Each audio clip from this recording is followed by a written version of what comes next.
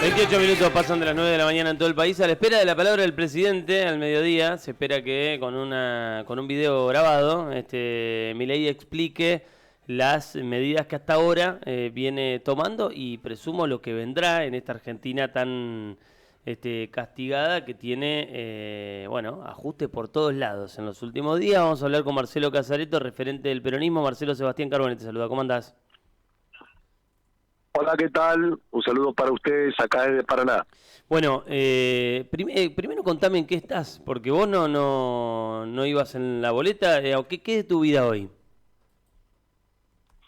Bueno, yo terminé mis funciones el 10 de diciembre, por lo tanto no tengo ningún cargo político en este momento. Uh-huh. Soy contador público, trabajo en mi profesión, y soy profesor universitario, trabajo en eso. Uh-huh. Así que ahora me estás consultando como profesional, y en todo caso como dirigente político, pero sin ninguna responsabilidad de cargo. Sí, pero como alguien que conoce mucho la política, ¿cómo ves estos primeros días de Javier Milei en la presidencia? Bueno, durante 2 años compartimos el recinto con Milei y discutimos acerca del rumbo del país.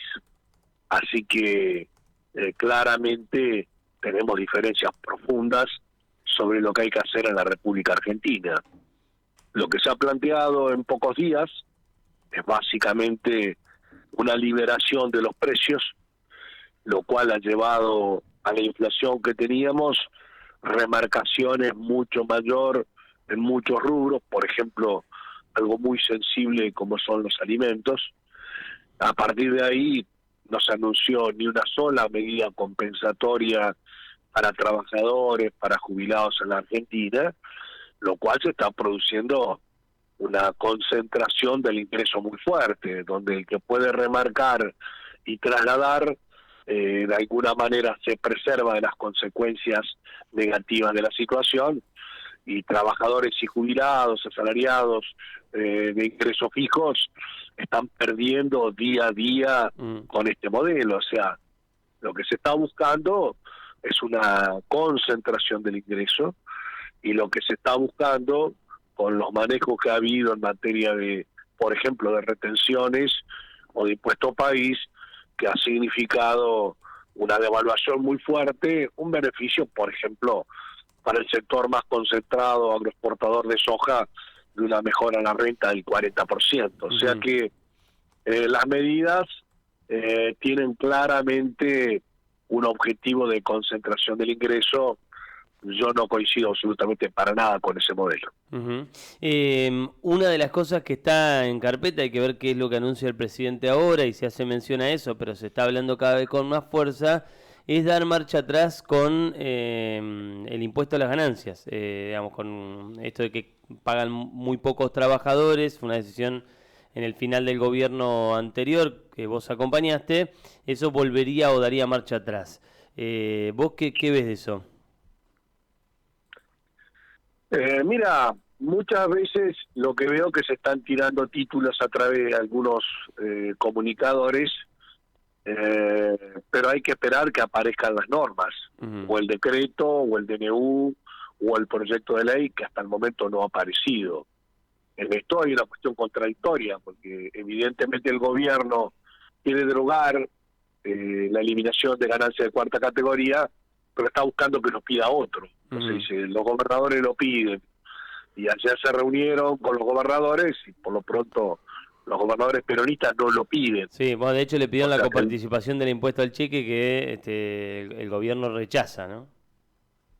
Está bien, digamos, por eso hay negociaciones en curso. Lo que yo digo es, cuando nosotros tratamos el tema en el mes de septiembre, yo hablé a favor, en el palco estaban la CGT, los representantes de los trabajadores, y voté a favor de la eliminación de ganancias de los trabajadores, y Milei también votó a favor de eliminar ganancias de los trabajadores. Sí. O sea, votamos juntos en ese caso.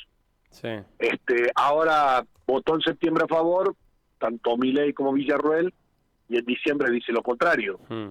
Pero bueno, esperemos a ver qué es lo que ocurre. Sí. Recién, mira, le estaba contestando un colega tuyo que dice, bueno, ¿cómo le van a bajar ganancia al que gana 7 millones de pesos mensuales? Le digo, equivocado. O sea, hay un límite donde se eliminó ganancia de cuarta categoría, pero hay un impuesto celular sobre los altos ingresos. El que tiene altos ingresos va a continuar pagando.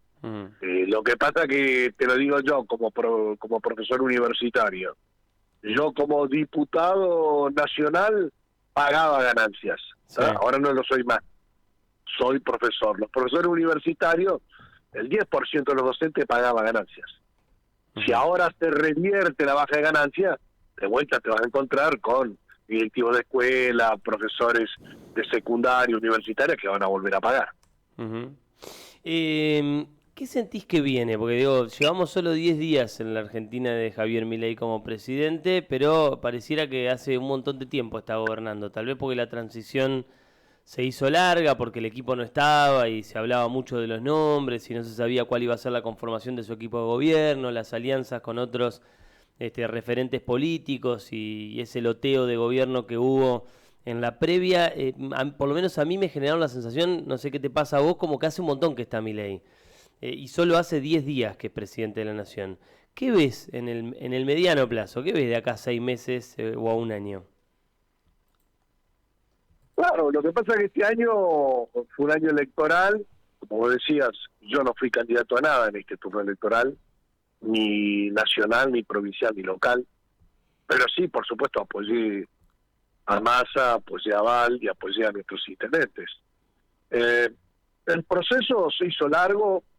Hubo elecciones en agosto, en octubre, en noviembre, entonces todas las ideas de Milei se discutieron durante ese tiempo. Por eso tal vez te da esa sensación.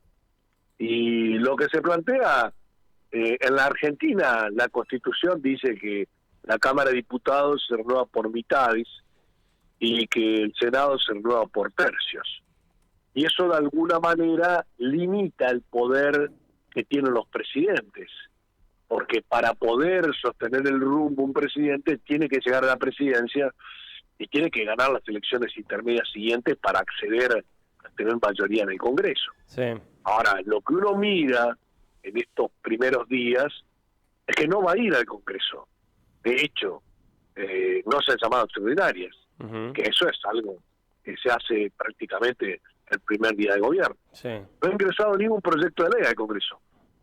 Y en cambio sí se han empezado a dictar el decreto de... O decir que es un presidente que va a gobernar a decreto limpio, digamos, que va a ser su forma, claro, va a ser esa. Claro, a ver, lo primero, vos sabés que no se podían nombrar familiares, Sí. y él sacó un decreto para nombrar a la hermana como secretaria general de la presidencia. Eso no se podía, lo hizo por decreto.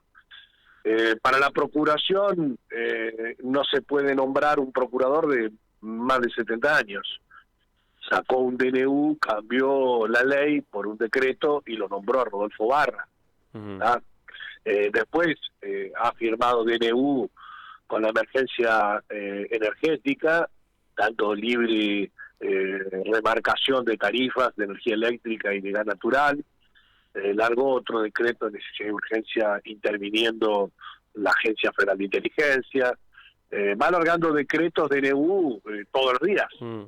Y entiendo que ya ha grabado un mensaje con un proyecto de regulación de la economía que presume Sturzenegger, presume Caputo y Milei, que cambiaría alrededor de 300 leyes por decreto. Sí. O sea, sí, hay mucha, lo mostró, no sé si lo viste, lo mostró Sturzenegger en un video en redes sociales. Hay una parva de papeles y él dice, estas son las que vamos a derogar, estas son las que vamos a modificar. Perfecto. Sturzenegger, para los jóvenes, fue uno de las cabezas del proyecto económico de la Rúa. Fracasó con De la Rúa. Fue una de las cabezas económicas de Macri. Fracasó con Macri. En los dos casos lo echaron. O sea, nadie lo votó nunca a Sturzenegger para ningún cargo. Entonces, si hay 300 leyes que se han votado en el Congreso a lo largo de las décadas, resulta que un tipo solo en una computadora escribe derógase, derógase, derógase, derógase, y eso tiene vigencia y sustituye a lo que sería una discusión en el Congreso, sea con ley individual, sea con ley ómnibus y demás. Lo lógico hubiera sido Número 1, llamo extraordinaria. Número 2, mando los proyectos de ley al Congreso. Número 3, le doy un tiempo prudencial al Congreso para que se pronuncie a favor o en contra. Número 4, si fuera necesario, podría dictar algún DNU. Ahora, ya directamente largar un DNU cambiando 300 leyes ya significa un atropello total a las instituciones y a la Constitución, que estableció de que el presidente entrante no tenga mayoría propia en las dos cámaras para imponer cualquier tipo de reformas de un plumazo. ¿Y el peronismo qué, Marcelo? Porque a mí me da la sensación, yo lo he hablado con vos, estoy convencido de que en gran medida que haya un presidente tan exótico, por llamarlo de alguna manera, como Javier Milei, con ideas, digamos, con algunas de sus propuestas y sus ideas casi delirantes, muchas de ellas se han dejado de lado ahora, pero es en consecuencia del desastre que fue el gobierno de Alberto Fernández. No, porque nosotros tuvimos, en mi caso, en agosto, en octubre y en noviembre, apoyé a Massa y terminamos con un 44% de los votos. Sí.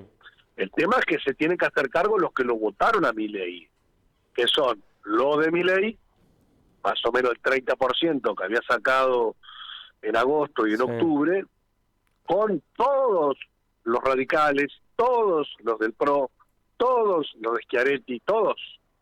Acá en Entre Ríos, te puedo decir pueblo por pueblo, como todos los responsables de Juntos por el Cambio fiscalizaron y militaron, Marcelo, a favor de Milei. Marcelo, más allá de cómo le vaya, porque apenas lleva 10 días, y bueno, yo estoy mucho más cerca de lo que pensás vos, que puede pasar con el país, que de otra cosa, pero digo, tampoco se puede volver una casa de bruja de quienes acompañaron a Milei y quienes no. Cargo del país no tenemos que hacer todos. No, pero todos los que lo votaron, porque si saltó del 30% al 55% fue porque lo votaron.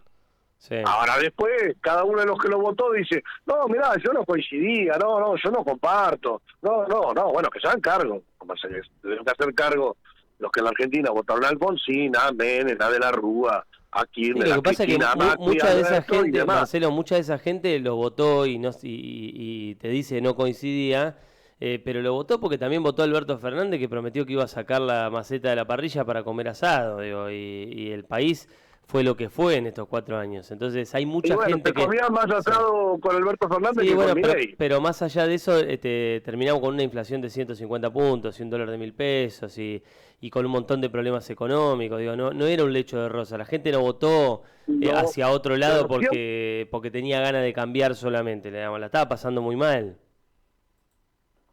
Hay que ver quién es la gente.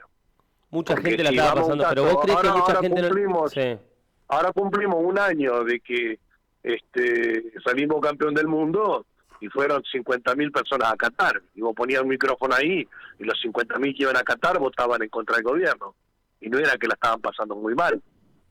Entonces, pero ¿vos qué pensás que pasó entonces? ¿Por qué Milei es el presidente más votado del regreso a la democracia?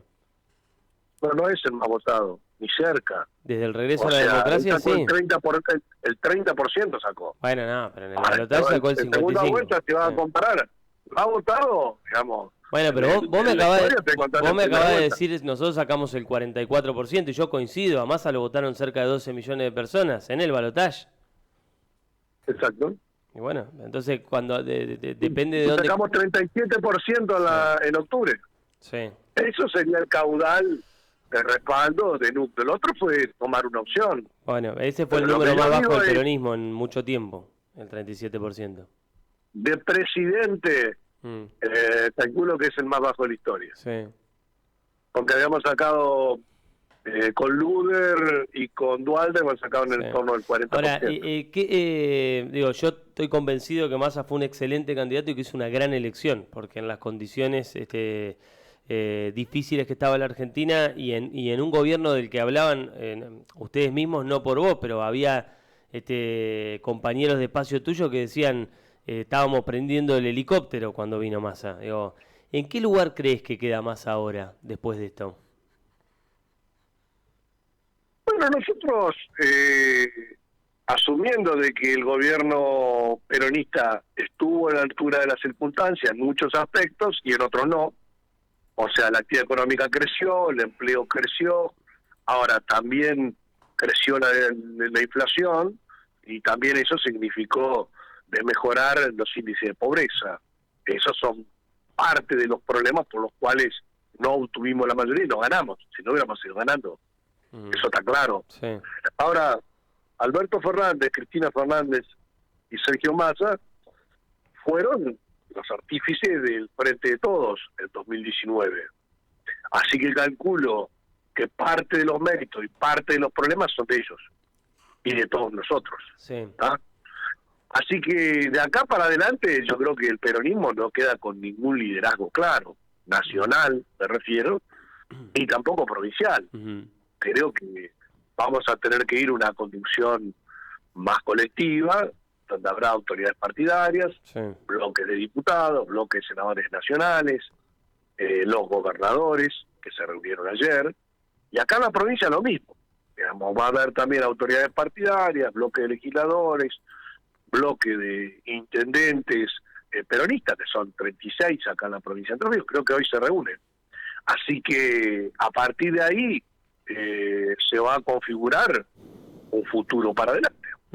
Te hago la última. ¿Cómo ves el comienzo de la gestión Frigerio? En este momento no se ha visto prácticamente nada, más que una expresión diletante de hablar y hablar, pero medidas no se han visto. O sea, lo único que Frigerio dijo, está en riesgo el pago de aguinaldos y el pago de sueldos. Yo le dije que no era así, y que se iban a pagar con normalidad, y que en todo caso, si había que usar un financiamiento transitorio del banco, había que hacerlo como se hace mensualmente o se hace semestralmente cuando vencen los aguinaldos. Sí. Y así fue. Ayer dio a conocer el calendario del aguinaldo, que se está pagando en estos días, antes del 24, y seguramente la semana que viene va a dar el calendario para el pago de los sueldos. Después, por lo demás, más que hablar, no he escuchado ninguna iniciativa importante. Veo que pasa mucho tiempo en Buenos Aires, porque entre que se va a reunir con Macri por un lado, va a reunir gobernadores por los otros y demás, creo que, bueno, esperemos, démosle a los que la gente ha votado la expectativa que va a ser. Ahora, si vamos a hablar de lo que pasó en estos 2 años últimos, en el Congreso de la Nación, yo tenía 2 adversarios claros: a Javier Milei por un lado y a Rogelio Frigerio por el otro. Sí. Ahora de ellos, uno es presidente y el otro es gobernador, y yo estoy trabajando en mi casa. Así que, bueno, hay que respetar la voluntad de la Se gente. ganaron los dos, Marcelo. Sí, pero lo que pasa es que el asunto es que gobiernan bien. Sí. El peronismo ha ganado elecciones y ha perdido elecciones. Sí. Ahora, muchas veces los que plantean queremos un cambio, sepan, y ahora lo van a vivir en carne propia, que un cambio a veces para mejor y a veces un cambio a veces para peor. Marcelo, gracias por el tiempo, como siempre. Te mando un abrazo grande. Bueno, gracias, sí, hasta luego. Hasta pronto. Marcelo Casareto, referente del peronismo, podríamos decirle, no tiene cargo político, después de 30 años, me parece, ¿no? El infranqueable Casareto. Ni las balas le entran. ¿Viste? Vos lo escuchás y parece que las tormentas no lo mojan. 30 años, Sí, lo contó 30 él, largo, capaz. Sí, que estuvo en la función pública, bueno, ahora volviendo al ruedo privado, ¿no? Como Ha docente ocupado universitario. cargos importantes. Fue titular de IAPB, fue titular de ATER, bueno, diputado nacional en la última gestión.